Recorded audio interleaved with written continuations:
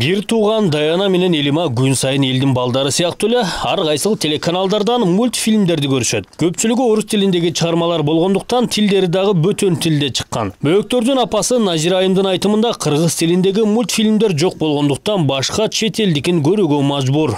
Балдарым жалаң эле жанагы Фиксики, Свинка Пеппа, Щенячий патруль, американский, орусча мультиктер жалаң эле ушул деги эле кыргыз мультиги жок да биздин каналдардачы.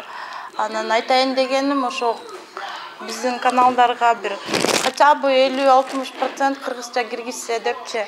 Кыргызстандагы анимация тармагы тамтуң баскан бөбөктө эми тел чыгып келе жаткан кезде. Бул жаатта адистер дагы жокко эсе. Жеке студиялар каржылоо жетишсиз болгондуктан анимациялык чыгармаларды жаратууга кызыгышпайт. Тартканга можно, бирок жок да. Художник жетишпейт. Планшетистер. Но onu прорисовать эткенде бир эле бала мына 1,5 ай иштейт да.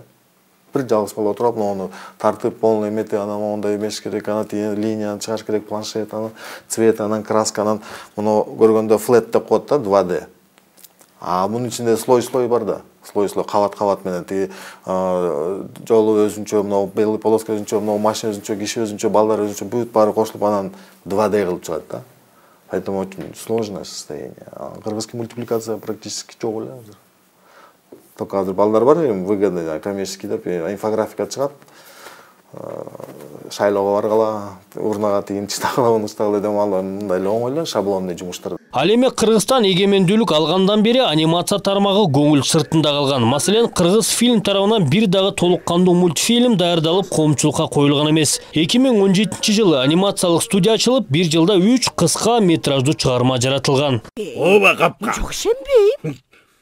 Түкө. Жениме тийбе көп. Азыр сени да кошо жеп салам.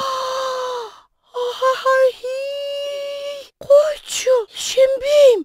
Алардын бири 10 мүнөттүк Адам жана карышкыр аттуу кыргыз тилиндеги мультфильми. Аны жасоого жарым жыл убакыт сарпталып, опол тооду эмгек коргон. Улам сайын өзүбүзгө жаңы техникаларды байкап көрүп атабыз да, кайсысын текшерипчи. Перекладка деген техникамен жаздык. Бул ар бир фазалары бирден тартылат. Каармандар алдынан, капталынан тартылып анан ошолорду кыймылдаттык да.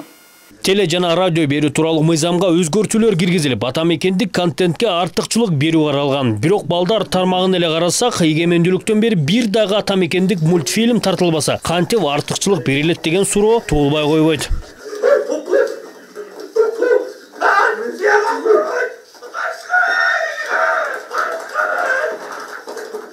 Муну менен катар жеке каналдардагы чаржайыт пираттык мультфильмдердин көрсөтүлүүсү балдардын психикалык ден соолугуна терс таасирин тийгизиши мүмкүн. Адистердин айтымында 3 жашка чейинки бөбөктөргө мультфильмдерди көрсөтүүгө болбойт. Ошондой эле ар бир чыгарманы кылдаттык менен тандап балдарга көрсөтүү дурус. Балдар көргөн нерсесин кайталайт да, тууралаганга кайра аракет жасайт. Ошондуктан мультфильмдердин мааниси туура болуш керек. Өзү сюжети боюнча агрессивдүү болбош керек. Бир нерсени, жакшы нерсени үйрөтүүгө багыт алган мультфильм болуш керек да. Адистердин айтымында атамекендик контентке артыкчылык берүү аракети көрүлгөнү менен мыйзамды толук кандуу сактаган бир дагы телеканал жок. Ал эми кыргыз анимациясына анчейин көңүлү бурулбай жатканы өкүндүрөт. Кайрат Кенжебаев, Калбек Абдымомутов, Нью ТВ.